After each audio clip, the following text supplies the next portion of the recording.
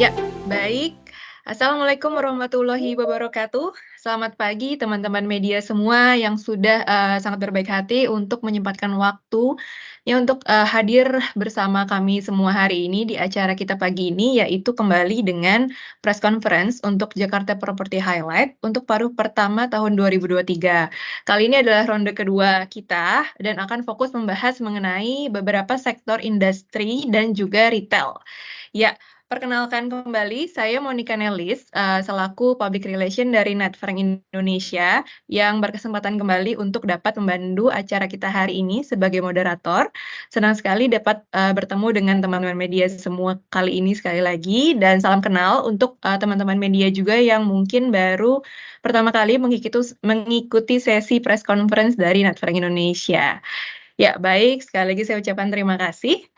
Tanpa membuang banyak waktu, mungkin setelah ini saya juga akan langsung memberikan informasi mengenai agenda apa saja yang akan kita lalui bersama hari ini. Setelah ini, akan langsung kita sama-sama saksikan pemaparan mengenai Jakarta Property Highlight yang akan dibawakan oleh pembicara kita, yaitu Ibu Syarifah Syaukat, selaku Senior Research Advisor dari Netfrank Indonesia. Mungkin sebelumnya saya juga ingin menyapa terlebih dahulu untuk Ibu Syarifah. Selamat pagi, Ibu Syarifah. Selamat pagi Mbak Monica, selamat pagi rekan-rekan jurnalis semua. Terima kasih sudah bergabung bersama kami pagi ini. Ya, terima kasih Ibu Syarifah. Dan juga tentunya selain Ibu Syarifah, kita juga kehadiran tamu spesial, salah satu narasumber dari Natra Indonesia juga pagi ini, yaitu ada Ibu Sindiani Adinata. Beliau merupakan Director dari Strategic Consultancy Departemen di Netfrank Indonesia. Selamat pagi Ibu Cindy. Selamat pagi Monica, selamat pagi Bapak dan Ibu sekalian.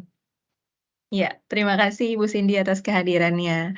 Ya, baik selanjutnya nanti setelah ada sesi presentasi dari, Ibu Syarifah mengenai Jakarta Property Highlight, tentunya kita juga akan memiliki sesi tanya jawab yang, kurang lebih berdurasi 30 menit.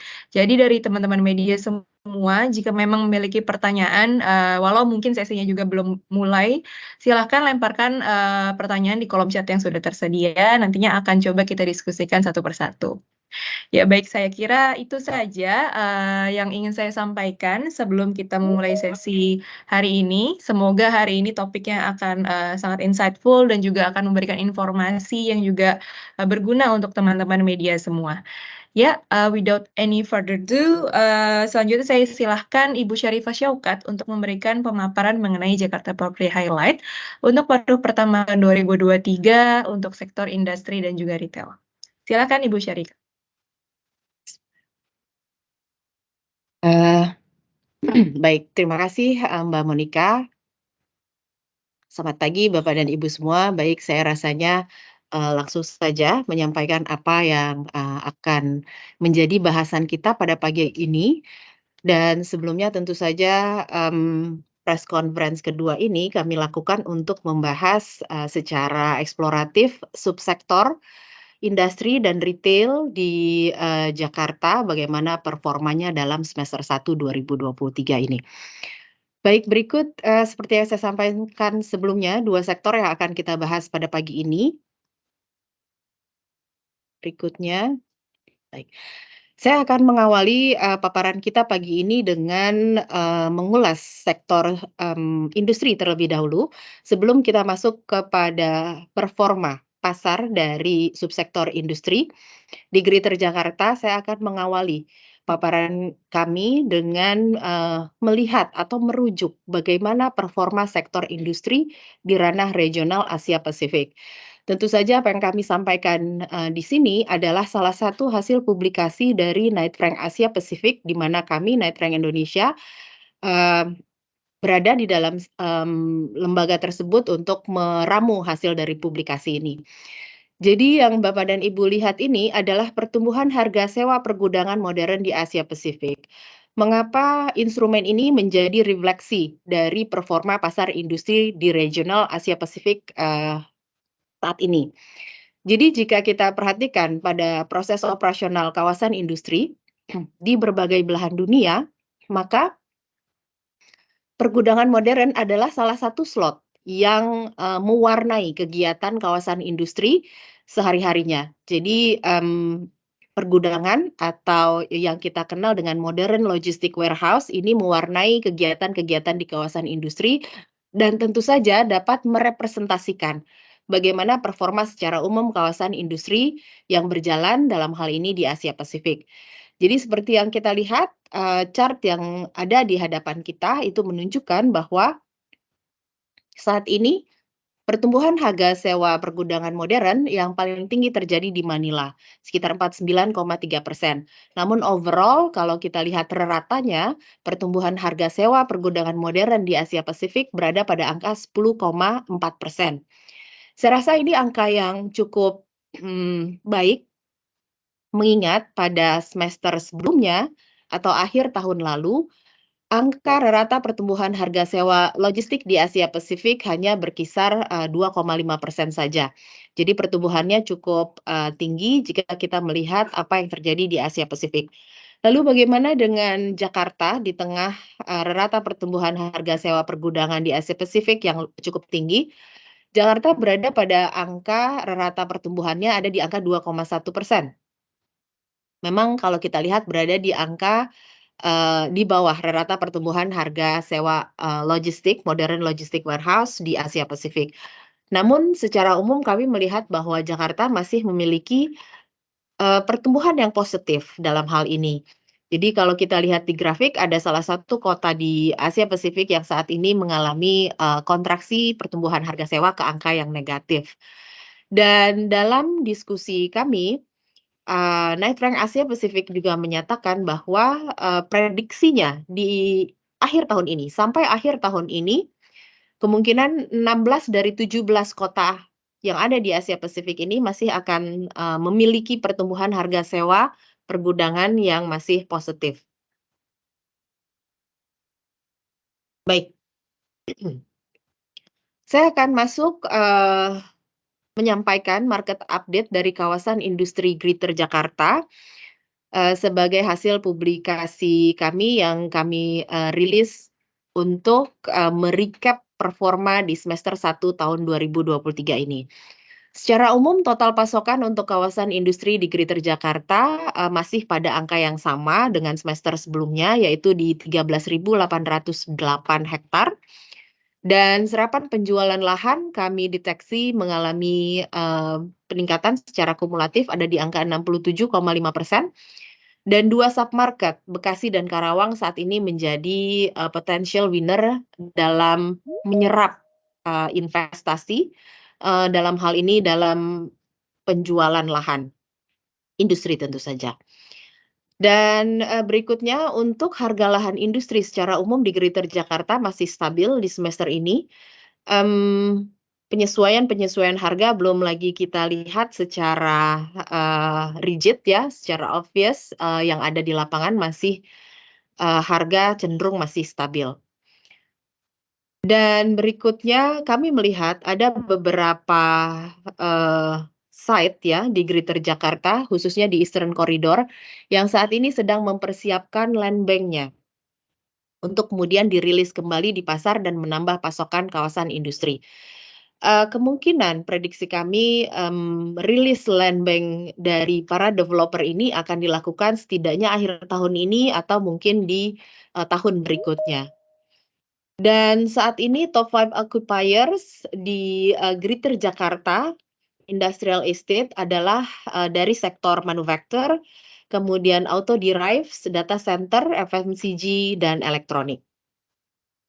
Dan Bapak dan Ibu, seperti yang saya sampaikan sebelumnya, Bekasi dan Karawang menjadi 2 submarket yang potensial saat ini dalam menyerap, penjualan lahan industri. Kami melihat bahwa dominasi Bekasi masih terjadi di semester ini, terbukti dengan serapan atau penjualan lahan yang terjadi di, submarket Bekasi sekitar 65%. Sementara total serapan lahan total transaksi serapan lahan yang terjadi di semester ini berada pada angka 66,2 hektar di Greater Jakarta. Berikutnya, baik. Berikut adalah, gambaran rekapitulasi terkait pasokan, permintaan, dan tingkat, penjualan Untuk kawasan industri Greater Jakarta, kita lihat bahwa kumulatif supply dan demand memang relatively stable, dan jika kita lihat take up rate secara kumulatif memang mengalami peningkatan, cukup progresif. Seperti yang saya sampaikan sebelumnya bahwa kami mendeteksi ada beberapa site, setidaknya ada 4 site ya yang saat ini sedang mempersiapkan land bank-nya untuk kemudian dirilis sebagai tambahan, stok baru untuk kawasan industri di Greater Jakarta. Berikutnya Bapak dan Ibu, berikut adalah grafik terkait serapan lahan dan harga lahan. Jadi terkait serapan lahan, jika kita bicara, submarket kawasan industri Greater Jakarta dari koridor barat, kita memiliki submarket Cilegon Serang, kemudian Tangerang termaksud di dalamnya, DKI Jakarta sendiri, kemudian Bekasi, Cikarang, dan Karawang menjadi satu enclave, yang kita perhitungkan sebagai area yang sama. Seperti yang saya sampaikan bahwa saat ini serapan, lahan industri terjadi di maksud saya terjadi di submarket Bekasi dan Karawang. Dua submarket ini mendominasi serapan lahan yang terjadi di semester 1 2023. Sementara untuk harga lahan seperti kita lihat di grafik, bagian kanan bahwa harga lahan cenderung stabil, ya memang, jika kita lihat garisnya Bogor dengan submarket lainnya memiliki disparitas harga yang cukup, berjarak. Saya rasa di antaranya adalah karena Bogor memiliki land scarcity terkait dengan industrial supply. Berikutnya. Baik, untuk poin yang pertama seperti yang saya sampaikan bahwa memang ketersediaan lahan yang terbatas dengan demand yang cukup stabil menjadikan harga lahan di kawasan industri di submarket Bogor cenderung lebih tinggi dibandingkan dengan submarket, yang lainnya di Greater Jakarta. Dan future supply di Greater Jakarta akan hadir tidak hanya di akhir tahun ini atau di akhir semester ini, tapi juga di tahun depan. Tidak hanya dari Eastern Corridor, tapi kami juga melihat ada beberapa kawasan di, Western Corridor yang juga tengah menyiapkan, pembukaan lahan baru.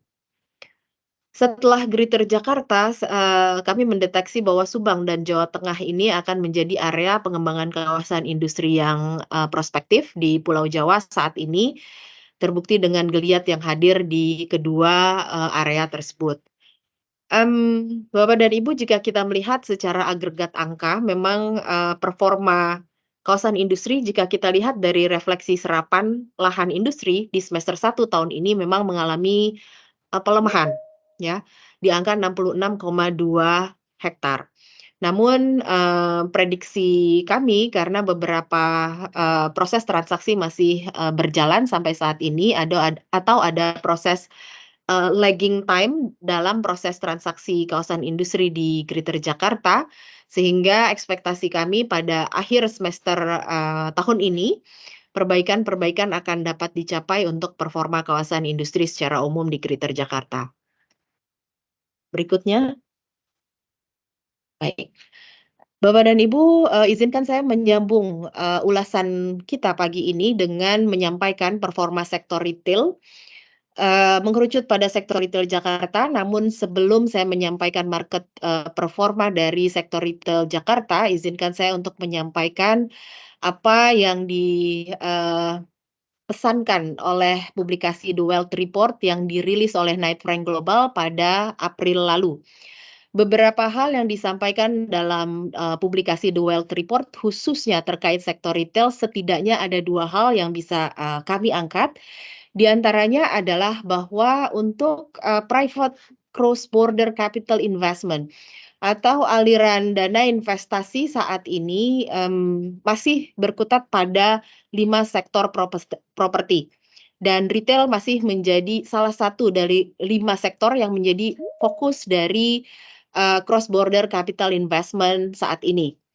Dan, bagaimana data ini didapat? Kami mendapatkan data ini atau The Wealth Report merangkum data ini dari hasil survei dengan 500, Crazy Rich dan menelisik terkait preferensi, Crazy Rich atau HNWI dalam hal ini, mmm terhadap bentuk-bentuk investasi properti yang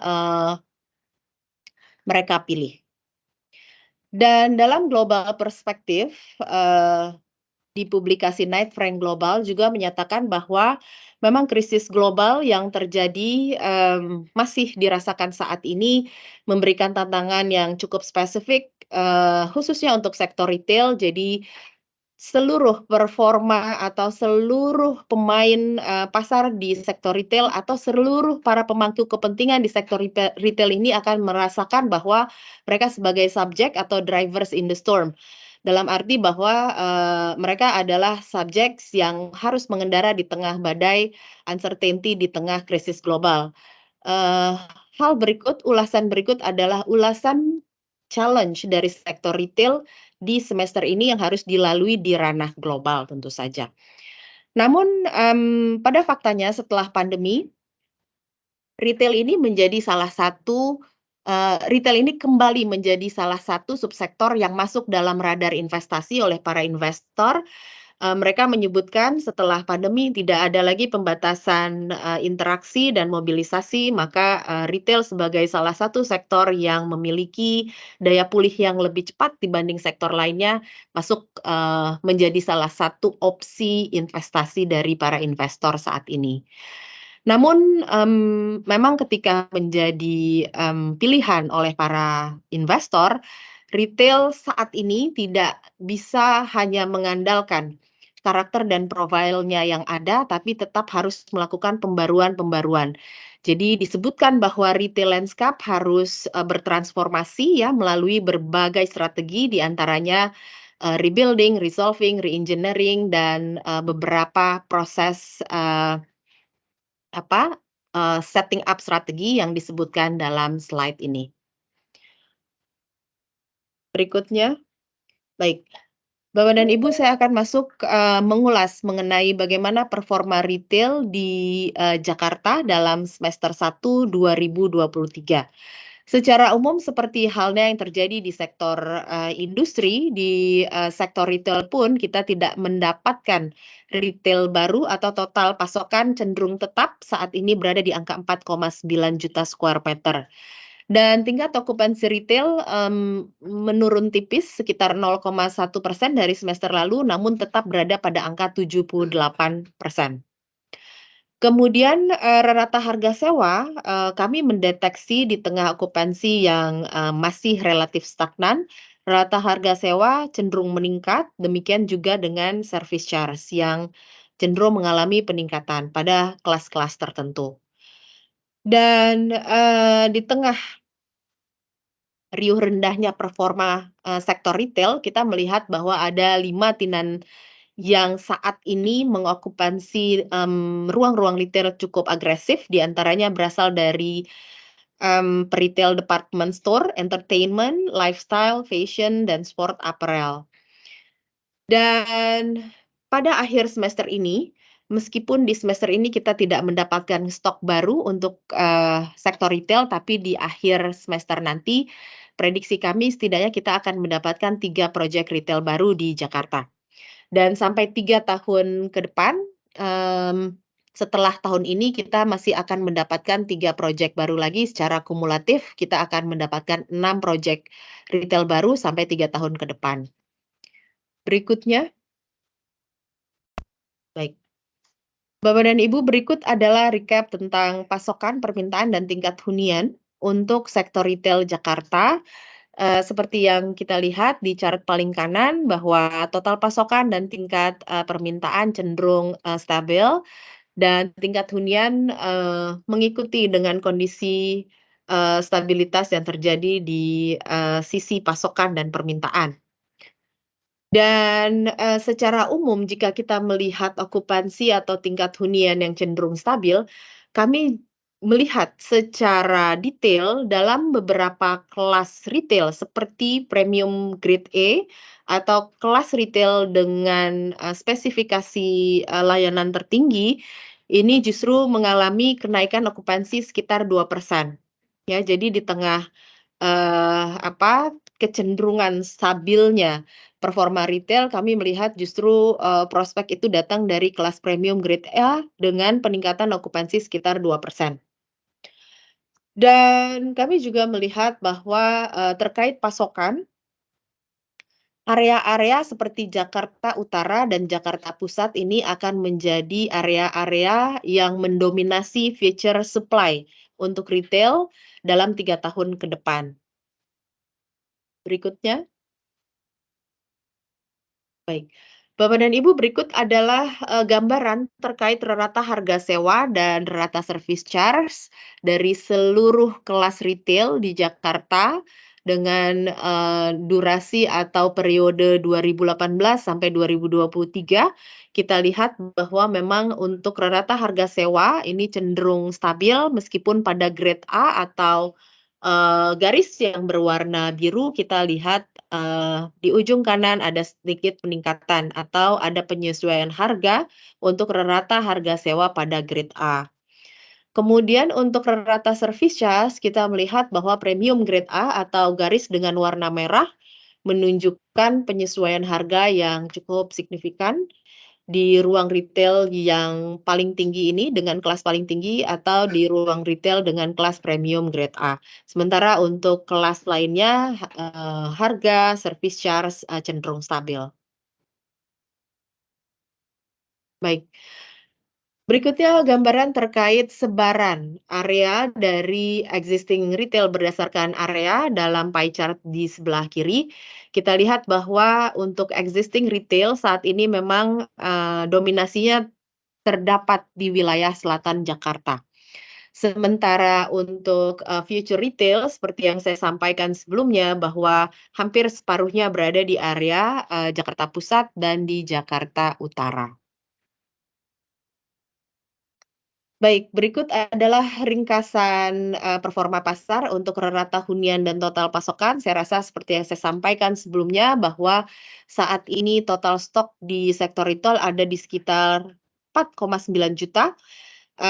Namun tidak bisa dipungkiri bahwa, saat ini masih ada sekitar 1 juta ruang kosong, dari ruang retail di Jakarta. Dan di tabel bagian bawah, Bapak dan Ibu bisa melihat, berikut adalah proyek-proyek yang akan masuk dalam 3 tahun ke depan. Dan di tahun ini atau di akhir tahun ini setidaknya kita akan mendapatkan 3 retail baru dan 3 retail baru berikutnya pada 3 tahun ke depan. Baik. Berikut adalah ringkasan performa pasar untuk sektor retail di Jakarta. Yang pertama untuk peningkatan harga sewa kami deteksi terjadi di grade A seperti grafik yang disampaikan sebelum ini, kisarannya sekitar 7% terjadi. Dan untuk penyesuaian service charge yang terjadi di premium grade A, kami menghitung, secara umum itu terjadi sekitar 8% peningkatannya. Dan tinan baru dari, 5 potensial tinan yang masuk di semester ini, kami melihat, department store sebagai salah satu tinan yang cukup mendominasi dengan, akuisisi lahan yang cukup, tinggi. Dan kami mencatatkan tidak hanya department store yang berada dari, asing ya, atau investasi asing, tapi juga department store lokal yang, mengakuisisi beberapa ruang retail di Jakarta. Kemudian untuk, F&B juga menjadi salah satu, tinan retail atau per-retail yang cukup progresif, tidak hanya di tengah pandemi, tapi setelah pandemi masih tetap progresif dan mereka menciptakan atau beradaptasi dengan ruang-ruang baru, menciptakan ruang yang lebih fresh, memberikan penawaran, experience baru terhadap para konsumen, meskipun pada ruang-ruang yang, relatif lebih kompak. Dan berikutnya kami juga mendeteksi bahwa beberapa retail di Jakarta saat ini sedang melakukan renovasi, baik itu parsial atau secara keseluruhan. Saya rasa ini adalah salah satu strategi yang memang dibutuhkan untuk, menjaga dan meningkatkan performa retail secara umum. Dan kami juga melihat bahwa ada salah satu retail yang melakukan rebranding ya untuk, menawarkan konsep yang lebih, segar, lebih baru, dengan experience baru untuk dihadirkan di tengah konsumennya.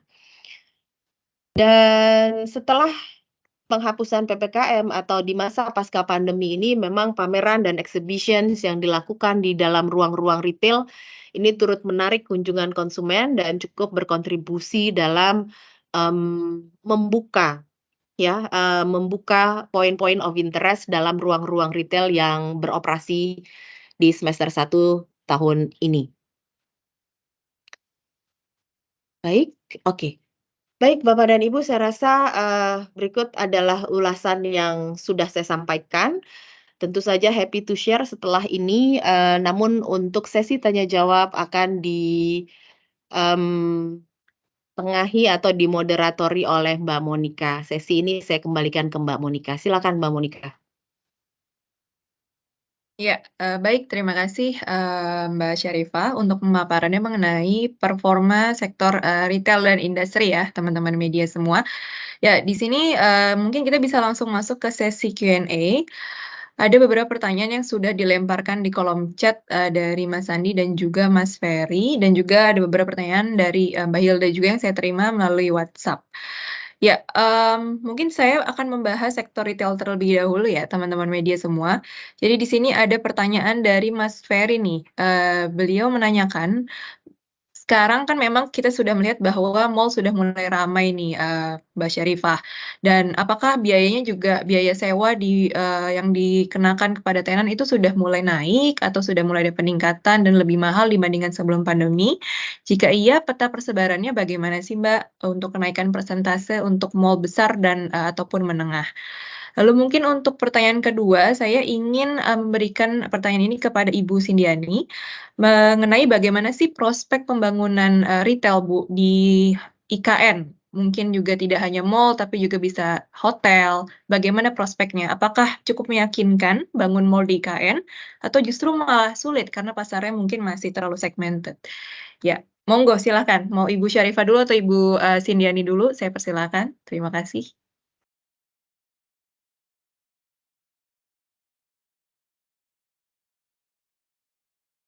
Masih di-mute, Bu Cindy?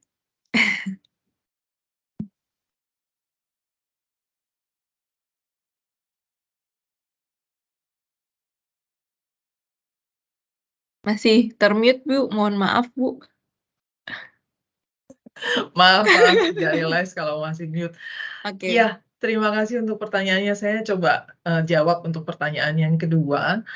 Untuk retail di luar Jakarta gitu ya, di luar pulau, ini karakteristiknya memang agak, lain gitu ya, dibandingkan dengan yang di, Jakarta dan sekitarnya. Dalam arti, catchment area-nya untuk retail yang di daerah ini, lebih luas gitu ya. Karena, eee, di Kalimantan, khususnya gitu ya, tentu ada basis-basis ekonomi, entah itu, mining gitu ya, atau mungkin, sektor-sektor industri yang lain yang menjadi, generator ekonomi, dan juga, sumber, permintaan untuk fasilitas, ruang retail gitu. Jadi, kalau tadi disebutkan ada yang investor yang mau membangun,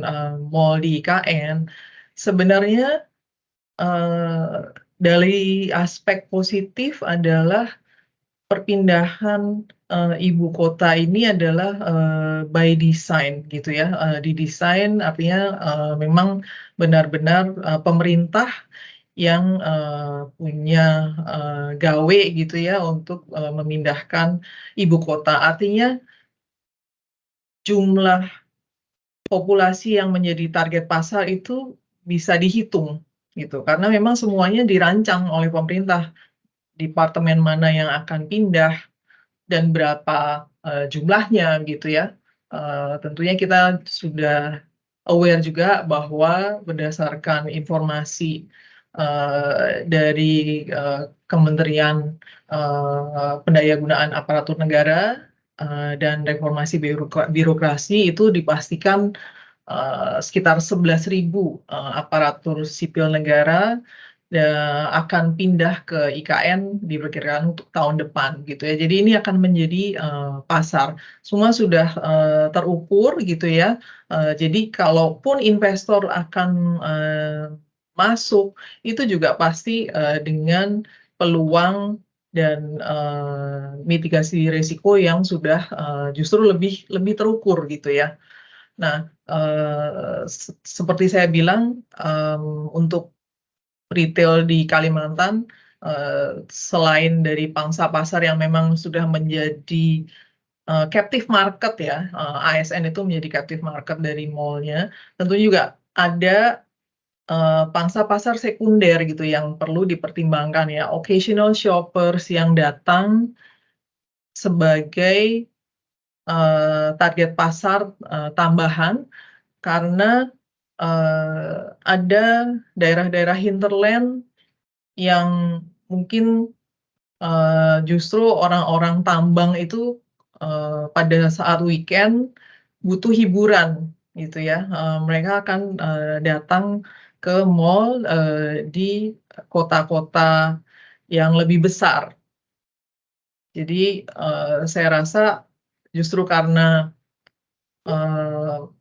perpindahan ibu kota ini semua sebenarnya dirancang, maka investor justru lebih punya basis untuk melakukan perhitungan-perhitungan studi pasar dan studi kelayakan untuk menilai nanti retailnya itu bisa dibangun seberapa besar begitu ya.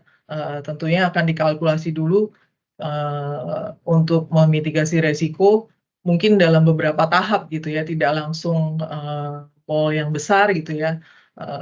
Mungkin medium size mall dulu, nanti setelah populasi berkembang nanti akan ada tahapan pengembangan berikutnya. Demikian, makasih. Baik, terima kasih Bu Cindy untuk ketanggapannya. Ya, mungkin selanjutnya saya persilakan untuk Mbak Syarifah menanggapi pertanyaan yang pertama, Mbak, mengenai, apakah sudah ada kenaikan harga sewa untuk tenan ya, jika dibandingkan sebelum pandemi nih untuk, mall-mall yang mungkin sudah terlihat mulai ramai saat ini. Silakan Mbak Syarifah. Baik, ini pertanyaan dari sebentar, Dari Mas Ferry, Mbak, di, ya, CNBC ya? CNBC. Ya. Oke, jadi secara umum dalam, metodologi research kami, membagi beberapa kelas ruang retail yang ada di Jakarta. Secara, detail, ruang kelas yang kami bagi adalah, tentu saja kelas, menengah ke atas atau kelas tertinggi yang kami sebut sebagai ruang retail grade A dan premium grade A. Kemudian, ruang retail, menengah ke bawah di kelas retail grade B dan grade C. Memang setelah pandemi kita melihat bahwa tingkat kunjungan retail ya, pada beberapa retail ya, saya tidak menyebut seluruhnya, tingkat kunjungan pada beberapa retail di Jakarta, terlihat membaik. Ya, memang sektor retail ini merupakan, sektor yang punya shorter bounce ya, untuk masa-masa pemulihan ini setelah pandemi. Jadi memang ketika PPKM sudah dicabut, maka, ada dampak langsung dari tingkat kunjungan yang meningkat di ruang-ruang retail di Jakarta.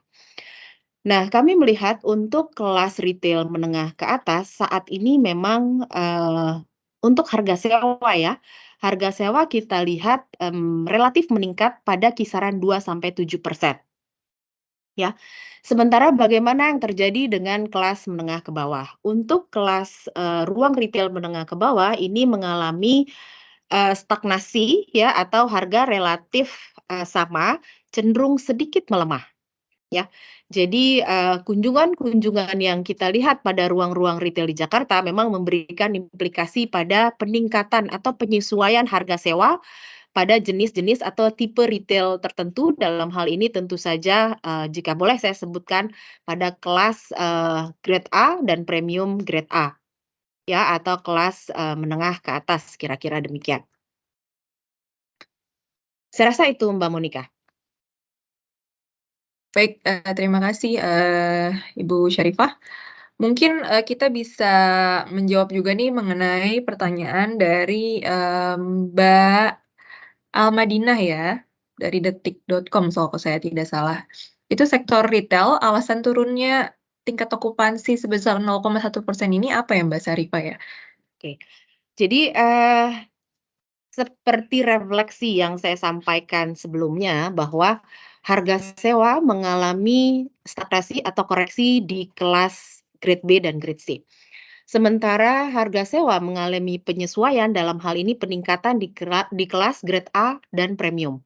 Ya, hal itu pun terjadi dalam refleksi tingkat okupansi. Jadi memang kita Mhm, melihat bahwa pada ruang retail di kelas tertentu tingkat kunjungan semakin tinggi.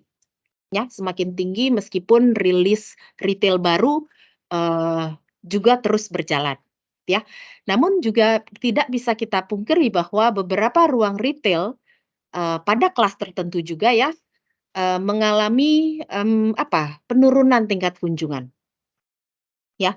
Sehingga, overall dari seluruh kelas tersebut setelah, kami dapatkan nilai tengahnya, maka ternyata okupansi yang dimiliki atau tingkat kunjungan yang berimplikasi pada okupansi di, grade A dan grade premium, tidak dapat menampung atau menutup turunnya okupansi pada grade B dan grade C. Ya, jadi, mengapa rata harus terjadi melemah? Karena peningkatan okupansi di grade A dan premium tidak dapat menutupi penurunan mmm, okupansi yang terjadi di grade B dan grade C. baik. Saya rasa, demikian Mbak Monica. Baik, terima kasih Mbak Syarifah. Saya rasa ini juga menjawab pertanyaan selanjutnya dari Mbak, Almadina tadi ya, mengenai, pengaruh koreksi, tingkat okupansi, retail dan juga adanya naiknya harga service charge di sektor retail ini. Baik, mungkin kita akan bergeser sedikit untuk, kawasan industri. Ada pertanyaan juga nih Mbak yang masuk, rata sewa gudang di Jakarta itu 2,1%, masih di bawah rata Asia Pasifik. Itu kira-kira kenapa? Apakah memang sewa gudang di Jakarta ini memiliki apa ya, kurang menarik atau jika dibandingkan dengan rata Asia Pasifik? Mungkin dijawab, terlebih dahulu Mbak Syarifah, silahkan. Jadi, kita bicara tentang rata pertumbuhan harga sewa tadi ya untuk gudang di Asia Pasifik dan bagaimana kita menarik, point of view untuk pertumbuhan, sewa gudang di Jakarta. Jadi memang, untuk sewa gudang Jakarta di semester lalu berada pada angka sekitar 2,5% pertumbuhan harganya, ya. Di tahun ini ada di angka 2,1%, memang relatif turun gitu ya, relatif melemah. Tapi overall kita tidak melihat, ini sebagai satu pelemahan yang sangat signifikan. Ya, jika kita melihat atau kita, melakukan comparison dengan kota-kota lain di beberapa, di beberapa negara di Asia Pasifik, ya. Karena beberapa kota lain mengalami penurunan yang justru pertumbuhannya mencapai negatif, gitu ya. Namun saya melihat bahwa, koreksi harga ini di antaranya terjadi karena demand yang cukup tinggi di sektor logistik, ya, dan menjadikan bahwa di akhir tahun lalu kita kedapatan setidaknya 29% stok baru untuk, modern logistik warehouse di, Eastern Corridor, ya. Tentu saja, jumlah tambahan pasokan ini memberikan, bergain terhadap pertumbuhan harga, ya, karena stok melimpah, dalam hal ini stok bertambah, sehingga, para pengelola ruang-ruang logistik harus melakukan penyesuaian harganya. Dan sehingga kita dapatkanlah bahwa, refleksinya saat ini terkoreksi sekitar 0,4% gitu. Dan angka yang saya dapatkan di akhir tahun lalu dengan peningkatan stok sekitar 29% itu masih berlangsung sampai saat ini. Tidak 29% tapi, angkanya berada di kisaran 7 sampai 10% penambahan stok. Jadi saya rasa, eee, maksud saya, jika kita melihat dari dimensi pasokan ya, mempengaruhi kontraksi pertumbuhan harga sewa yang terjadi secara umum, di Greater Jakarta, khususnya di Eastern Corridor. Namun Mbak Monik jika ada tambahan dari, Bu Cindy, saya persilakan. Dari saya, tidak ada tanggapan dulu, saya rasa udah cukup. Mungkin karena banyak sekali nih, masih ada banyak Iya, banget betul. ini pertanyaannya di chat. Iya, baik mungkin kita move on ke pertanyaan selanjutnya ya, Bu Syarifah dan Bu Cindy. Ini ada pertanyaan mengenai, bagaimana sih, peran sektor retail dan juga industri untuk pertumbuhan ekonomi di tahun 2024? Mungkin ada kaitannya juga dengan tahun politik dan juga, apakah berpengaruh nih situasi yang terjadi di China atas, bangkrutnya, Evergrande dan juga krisis properti di sana, adakah pengaruh terhadap investasi properti di Indonesia khususnya untuk kedua sektor yang kita bahas hari ini. Mungkin saya persilahkan dari Ibu Cindy untuk, memberikan, insight mengenai pertanyaan tersebut, Bu. Ya, makasih. Prospek, eee, untuk industri atau, sektor properti retail dan kawasan industri terkait, adanya tahun pemilu. Kalau dari hasil research kita, dari historical evidence, baik sektor retail, maupun sektor, kawasan industri, itu justru mereka tidak slow down pada saat, pemilu gitu ya. Karena apa?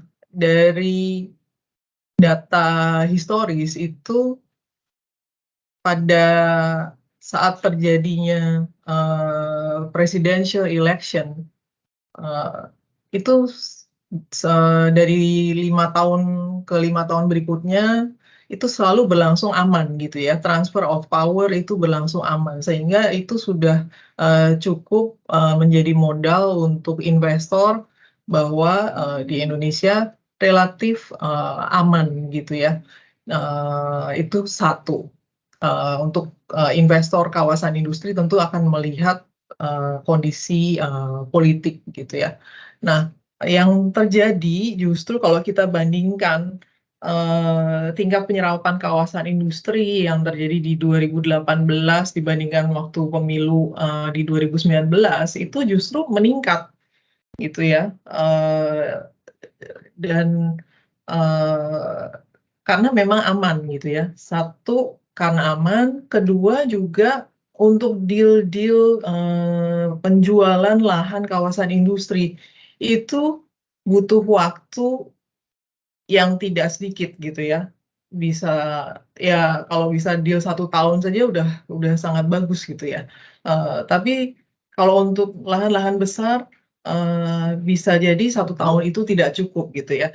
Jadi, semua pertimbangan itu jangka panjang kalau untuk kawasan industri. Jadi tidak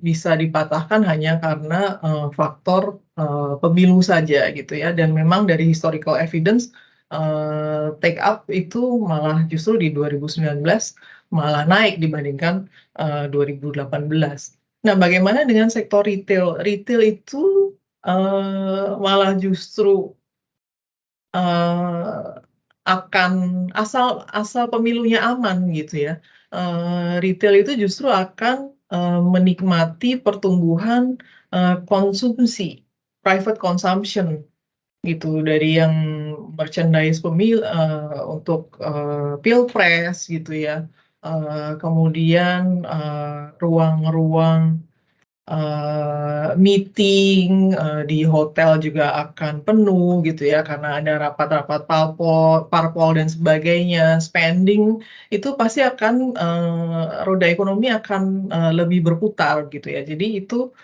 justru akan contribute ke, pertumbuhan dari, sektor, retail dan, kawasan industri gitu.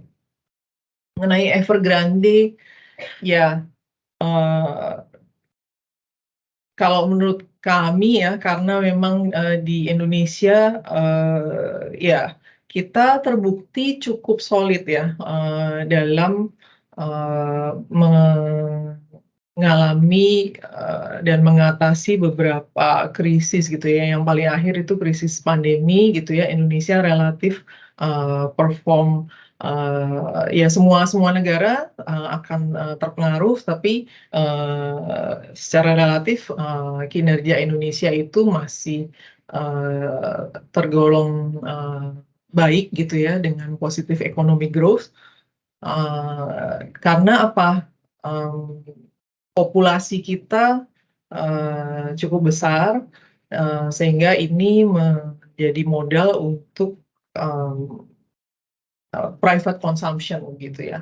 Kalau masalah, bangkrut, ya memang, mmm, saya rasa itu perlu dicermati gitu ya, untuk tidak, pelaku bisnis, untuk tidak menjadi over leverage gitu ya. Saya rasa dari, adanya pandemi COVID-19 ini, justru pelaku bisnis itu semakin, prudent gitu ya, semua di-riset gitu ya, mindset-nya juga di-riset, jadi semakin prudent, semakin hati-hati dalam, bisnis juga, supaya tidak, over leverage. Ya, makasih. Baik, terima Baik. kasih, Bu Cindy untuk, tanggapannya. Baik, untuk pertanyaan selanjutnya ini dari Mbak Hilda, beliau menanyakan bagaimana perkembangan terbaru mengenai data center. Ya, sudah berapa banyak sih investasi data center, sorry, yang masuk hingga semester pertama tahun ini dan perusahaan atau tenannya tuh kira-kira siapa saja? Dan mungkin ini bisa ditanggapi oleh Ibu Syarifah terlebih dahulu ya. Silakan, Bu Syarifah. Terima kasih Mbak Monica. Baik terkait data center ya, memang dalam ulasan, sektor industri, di beberapa semester belakangan ini kita seringkali mengulas terkait data center karena memang, Mmm, serapannya yang cukup prospektif dari semester ke semester. Setidaknya, diawali di awal 2020 ya. Jadi, itu juga menjadi salah satu point of interest, yang kami miliki saat ini terkait ulasan data center. Kami melihat memang, di semester ini, serapan data center tidak setinggi pada semester-semester sebelum ini, ya. Karena secara agregat kita berada pada angka serapan lahan di angka 66,2%, ya. Sementara di semester lalu serapan lahan kita di tahun 2022 itu berada pada angka sekitar, 207 hektar, ya. Jadi memang, meskipun tahun ini belum selesai, kita baru aja selesai di paruh pertama ya, kita masih punya paruh kedua. Namun secara agregat bisa kita lihat bahwa total serapan tahun ini atau semester satu di angka 66,2, sementara total serapan lahan tahunan tahun lalu ada di angka 207 hektar. Jadi, koreksi serapan tersebut saya rasa juga berimplikasi terhadap, performa masing-masing occupier, di antaranya data center dalam hal ini. Kami melihat memang, seperti saya sampaikan sebelumnya, total serapan lahan dari sektor data center ini tidak setinggi apa yang terjadi di semester lalu atau di tahun lalu, ya. Namun meski demikian kita melihat bahwa data center ini masih menjadi 3 besar. Ya, 3 besar atau, potential winner dalam hal ini occupier yang masih diperhitungkan dalam menyerap lahan, secara dominan di Greater Jakarta saat ini. Jadi meskipun angkanya mengalami koreksi, namun kami melihat bahwa, performanya masih cukup bisa diperhitungkan sebagai, salah satu dari sektor yang bisa kita sebut potential winner yang aktif menyerap lahan-lahan industri.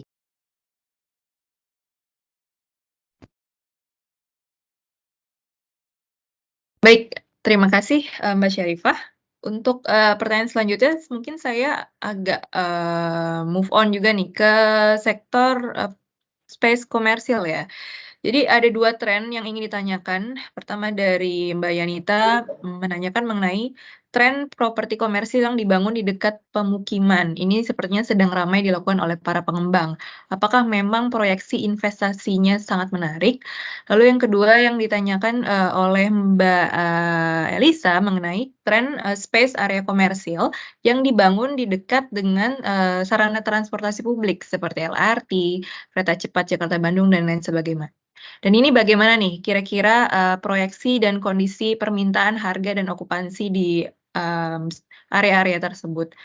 Mungkin untuk pertanyaan ini bisa diawali dari tanggapan dari Bu Cindy terlebih dahulu. Silahkan, Bu Cindy. Iya, terima kasih. Jadi tadi pertanyaannya, sorry saya coba ulang ya. Jadi untuk Mhm, commercial space yang dekat pemukiman gitu ya. pemukiman. Betul, Bu. Kemudian yang dekat LRT Mhm, gitu. betul. Iya, jadi memang permukiman itu akan menjadi generator permintaan untuk fasilitas komersial. Jadi pada umumnya di kawasan-kawasan uh, residential estate atau township gitu ya, kota mandiri itu pada umumnya memang dimulai dengan uh, perumahan dulu karena memang perumahan ini yang memang sudah memiliki real demand gitu ya dari population growth, maka timbullah demand untuk perumahan. Nah, sejalan dengan makin establishnya satu perumahan, biasanya memang akan ada permintaan untuk ruang-ruang komersial. Jadi developer pasti akan memberikan alokasi lahan untuk pengembangan lahan ruang-ruang yang komersial gitu ya, baik itu ruko ataupun shopping mall. Kemudian ada food and beverage strips gitu. Itu biasanya akan dibuat setelah kawasan perumahannya sudah cukup ramai begitu ya. Prospeknya seperti apa? Itu akan tergantung dari tingkat penyerapan kawasan perumahannya gitu ya. Jadi kalau perumahannya itu berkembang, tentunya nanti juga permintaan untuk retail itu juga akan berkembang. Tapi juga jadi mall kalau di daerah suburb itu bisa juga dia mentargetkan tidak hanya untuk melayani primary catchment area, yaitu lingkungan daerah sekitarnya di mana mall itu berdiri, tetapi juga kalau mall-nya itu memang sangat aksesibel dengan public transport, ini saya kaitkan dengan tadi ya pertanyaan yang kedua mengenai LRT juga ya. Jadi kalau untuk mall yang memang punya akses yang bagus dari public transport, dia akan memiliki peluang tidak hanya untuk melayani target pasar dari penduduk di kawasan perumahan sekitarnya, tapi juga catchment area yang lebih besar, gitu ya. Jadi dia justru nanti bisa ada pengunjung dari eh, Jakarta atau dari daerah-daerah mana yang memang dilalui oleh rute transportasi umum tersebut gitu ya. Jadi saya rasa prospeknya bagus gitu ya. Hanya memang selalu tetap diperlukan satu studi pasar yang lebih fokus gitu ya, untuk melihat sebenarnya pangsa pasarnya berapa gitu ya, dari daerah sekitarnya maupun dari catchment area di daerah sekunder, kita bisa lihat mungkin dari volume, traffic-nya gitu ya, berapa, penumpang, LRT yang mungkin akan, berhenti di stasiun itu gitu ya. Lalu bisa dikalkulasi sebenarnya, retail area, yang diminta oleh pasar itu luasnya berapa meter persegi gitu ya. Kalau, dibangun sesuai dengan, jumlah, permintaan gitu ya, tidak overbuild, maka harusnya prospeknya akan, cukup menjanjikan. Apalagi ya, untuk LRT ini juga prosesnya kan akan, masih ongoing gitu ya, nanti akan, eee, semakin, banyak, terkoneksi, baik dari, dari pusat kota sampai ke suburb gitu ya, sehingga nanti, bisa catchment area-nya juga akan, bisa semakin bertumbuh. Mungkin begitu tanggapan saya sementara. Baik, terima kasih, Bu Cindy.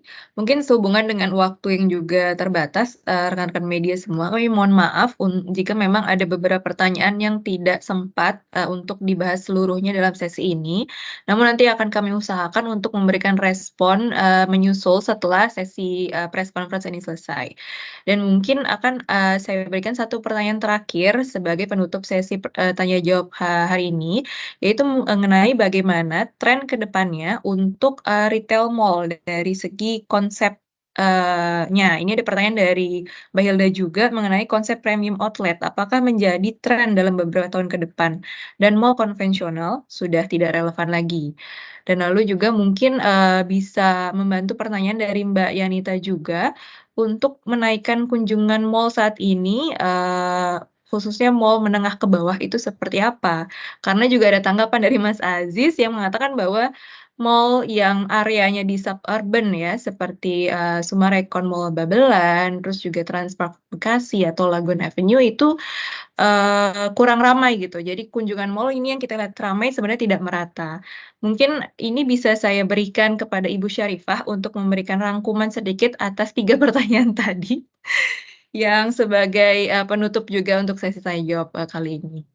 Baik, silahkan, Bu Syarifah untuk memberikan tanggapan. Oke, baik terima kasih Mbak Monica, saya juga lagi catat-catat gitu ya, merangkum pertanyaannya yang turunannya banyak kayaknya ya. Intinya sih Betul. di sektor retail, bagaimana trennya ke depan, seperti itu ya kira-kira. Jadi, saya rasa, pandemi ini memberikan kita, banyak perspektif baru ya. Jadi kita tidak bisa memungkiri banyak, apa ya, kalau boleh disebut Swift paradigm. Dalam arti paradigma yang bergeser gitu ya, dari, perubahan-perubahan perilaku dan perubahan-perubahan kebutuhan kita untuk, menapaki hari-hari setelah pandemi. Jadi pada masa pandemi, kami melihat bahwa ruang-ruang retail baru ini memang konsepnya adalah konsep ruang-ruang retail yang lebih, terbuka. Terbuka dalam arti tidak hanya menyediakan ruang-ruang transaksi ya, namun juga menyediakan ruang-ruang interaksi, termaksud di antaranya ruang-ruang untuk, seperti galeri gitu ya, dan juga ruang-ruang untuk, olahraga, family, dan seterusnya. Jadi kami melihat bahwa pembaruan-pembaruan ini dimunculkan oleh, pengelola retail untuk menarik, dimensi yang lebih luas dari pasar. Tidak hanya ke retail untuk bertransaksi ya, untuk jual beli, untuk membeli sesuatu, tapi juga, sekaligus ada, berbagai fungsi yang bisa kita lakukan di ruang retail ya. Baik itu, berolahraga atau menyaksikan, galeri, interaksi ya, dan termasuk juga ruang-ruang pertunjukan, ya yang mulai, dikelola oleh, ruang-ruang retail di Jakarta. Namun kenapa, setelah ada adaptasi tersebut, beberapa retail kita lihat, sukses mendapat kunjungan dan animo yang besar dari konsumen. Namun di tengah kondisi tersebut kita juga melihat ada retail-retail yang seperti ditinggalkan, ya, atau ruang-ruang retail yang, kunjungannya melemah. Saya rasa, at the first time ketika membangun ruang retail, kita perlu melihat, kantong atau pasar pemukiman atau pasar yang menjadi targetnya, gitu ya. Dan tentu saja kita juga melihat bahwa ruang yang di-develop adalah ruang yang sesuai dengan segmen yang dibidik.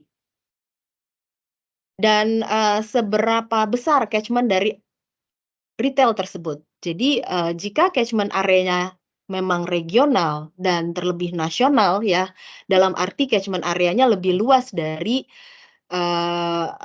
environmental, area gitu ya, dari, skala lingkungan gitu, retail dengan skala lingkungan saya rasa akan berbeda performanya dengan retail yang mempunyai layanan berskala kota misalnya atau berskala provinsi, skala regional dalam hal ini metropolitan misalnya, ataupun, skalanya lebih tinggi dari itu. Jadi ketika retail ini mempunyai, catchment area yang luas, otomatis mereka memiliki, catchment konsumen yang juga lebih luas, ya. Dan, adaptasi yang dilakukan tentu akan dapat berimplikasi dengan tingginya tingkat kunjungan. Akan berbeda halnya ketika, segmentasinya terbatas dan kemudian catchment-nya pun terbatas, tentu adaptasi hanya menelisik pada segmen tersebut saja, ya. Jadi memang kita melihat bahwa,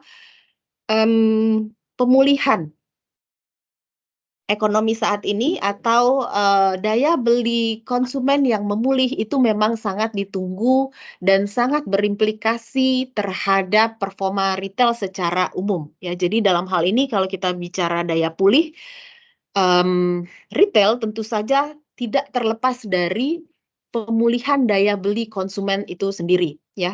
Jadi, mungkin pada kelas-kelas tertentu sekarang cukup rentan daya belinya sehingga berimplikasi terhadap tingkat kunjungan dan performa retail pada segmen tertentu dan, pada segmen yang lebih kokoh atau lebih tangguh, segmen pasar atau konsumen yang lebih tangguh berimplikasi pada, tetap baiknya tingkat kunjungan pada, retail-retail yang ya sebut saja premium grade A atau grade A. Dan kalau, kita cirikan premium grade A dan grade A itu seperti apa, ya. Seperti apa secara umum saya bisa sampaikan representasinya tentu saja berdasarkan lokasi. Lokasi, seperti tagging-nya kelas retail premium tentu saja berada di area premium, ya. Let's say, CBD area.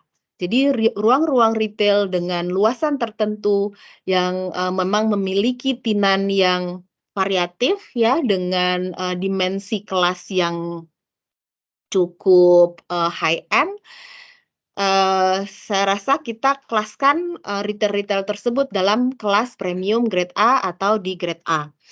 Dan kemudian, apakah di luar CBD ada ruang-ruang retail premium? Tentu saja ada. Kita mengenal ruang-ruang atau area-area premium non-CBD. Kita mengenal, wilayah-wilayah, premium atau wilayah high end di luar wilayah CBD.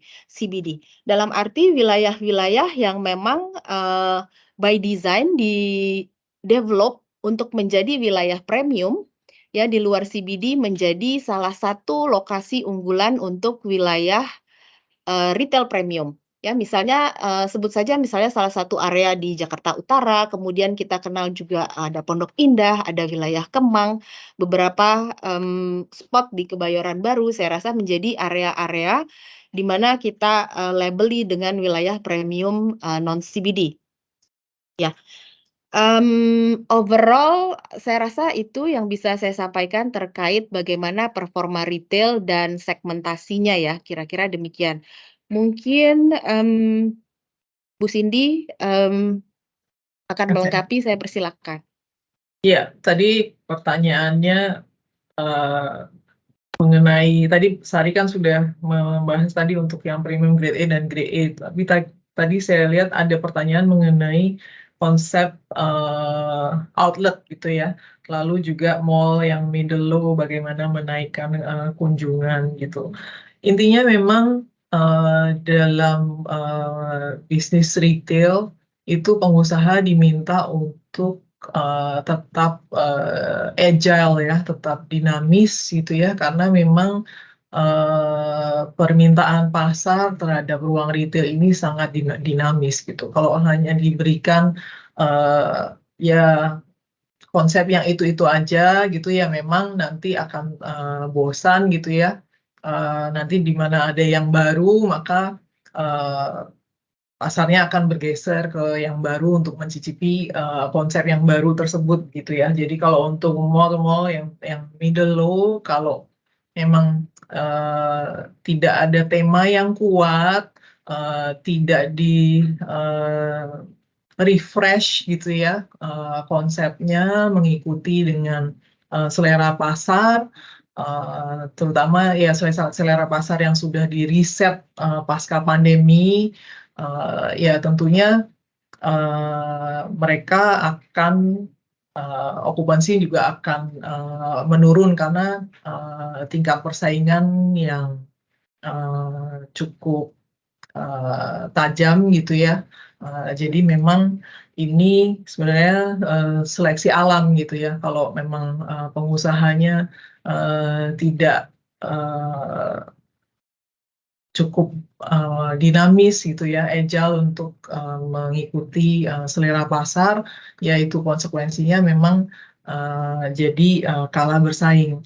Nah, konsep, outlet mall itu, sebenarnya dari dulu, sudah even sebelum krisis moneter gitu ya, sudah, sering didengungkan gitu ya, tapi ya karena satu, dan lain hal, memang implementasinya, eee, tidak tidak benar-benar, full scale gitu ya, factory outlet, tapi bukan dengan konsep, yang, seperti kita lihat, di luar negeri gitu ya. Nah, konsep yang memang, kelihatannya benar-benar, full blown, factory outlet mall ini baru, kita akan lihat ini di, Kerawang dan mungkin ada di beberapa daerah. Eee, ini satu konsep yang, menarik gitu ya dan memang, di luar negeri, cukup berhasil, di mana, produk-produk retail itu dijual yang mungkin sudah lewat season-nya itu dijual, dengan harga yang lebih murah gitu ya, dan itu produk-produk yang, brand-nya adalah, brand yang cukup ternama gitu. Eee, saya rasa, prospeknya, akan cukup, bagus gitu ya, karena memang belum, ini kan memang belum banyak gitu ya, dan, kembali lagi ke catchment area gitu. Kenapa dilakukan di Kerawang, kemudian di Tangerang gitu. Eee, Satu memang, populasi, eee, residensialnya sudah cukup padat dan sudah cukup established.